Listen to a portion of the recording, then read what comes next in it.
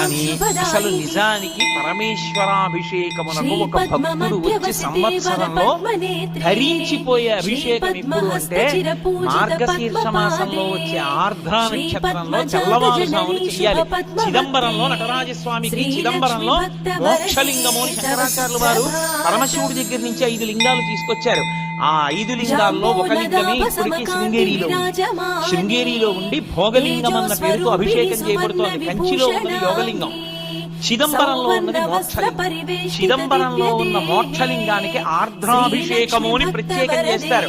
అసలు నిజానికి దానితో కలుపుకుంటూ ప్రతి శివాలయంలో మార్గశీర్ష మాస ఆర్ద్రా నక్షత్రం నాడు తెల్లవారుజామున 3-4 మధ్యలో చెయ్యాలి అభిషేకం. దేవాలయాన్ని మంగళ వాయిద్యాలతో పరమేశ్వరుణ్ణి మేల్కొల్పి ఉత్సవమూర్తిని తీసుకొచ్చేసి గబగబా ఆలయాన్నంతటినీ శుద్ధి చేసుకోవాలంటే సిద్ధం చేసుకుని